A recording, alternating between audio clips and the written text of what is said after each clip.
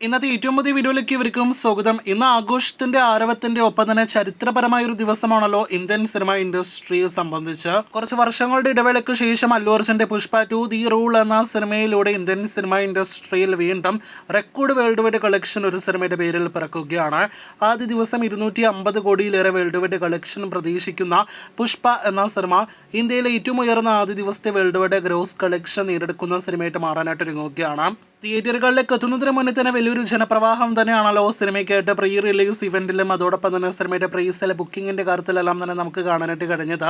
ഇപ്പോഴത്തെ സിനിമയുടെ ആദ്യ ഷോയ്ക്ക് ശേഷം ആദ്യ അഭിപ്രായങ്ങൾ വന്നതിന് ശേഷവും വലിയൊരു ജനപ്രവാഹം ജനപിന്തുണയെല്ലാം തന്നെ സിനിമ നേടിയെടുത്തിരിക്കുന്നു എന്നത് പുഷ്പ 2വിന്റെ book my show data report നോക്കുമ്പോൾ തന്നെ വ്യക്തമാണ്. മണിക്കൂറിൽ 1 ലക്ഷത്തിലധികം ടിക്കറ്റുകൾ പല മണിക്കൂറുകളിലായിട്ട് ഇന്ന് ആദ്യ ദിവസം വിറ്റഴിക്കപ്പെടുന്ന ഒരു കാഴ്ചയാണ് സിനിമയുടെ കാര്യത്തിൽ നമുക്ക് കാണാനായിട്ട് കഴിഞ്ഞിരിക്കുന്നത്. അങ്ങനെ ആകെ മൊത്തത്തിൽ ആഘോഷത്തിന്റെ ആരവത്തിന്റെ ആവേശത്തിന്റെ ദിവസമായിട്ട് പുഷ്പ 2 എന്ന സിനിമ ഇന്ന് മാറുന്നുണ്ടെങ്കിൽ പോലും അതിനിടയിൽ പോലും വളരെയധികം നിരാശ നൽകുന്ന വിഷമിപ്പിക്കുന്ന അതോടൊപ്പം തന്നെ ദുഃഖ വാർത്തയെല്ലാം തന്നെ എത്തിയിട്ടുണ്ട്. അത് അല്ലു അർജുന്റെ സ്വന്തം തെലുഗു സംസ്ഥാനങ്ങളിൽ നിന്ന് തന്നെയാണ്. 3 വർഷത്തിനടുത്ത് കാത്തിരിപ്പിനൊടുവിൽ തിയേറ്ററുകളിലേക്ക് എത്തുന്ന അല്ലു അർജുന്റെ ഏറ്റവും പുതിയ സിനിമയ്ക്ക് അവിടെ വലിയൊരു വരവേൽപ്പാണ് തെലുഗു സംസ്ഥാനങ്ങളിൽ ലഭ്യമായത്. ഇപ്പോഴത്തെ ആ വരവേൽപ്പ് അതിരു കടന്നു എന്നാണ് നാം മനസ്സിലാക്കുന്നത്.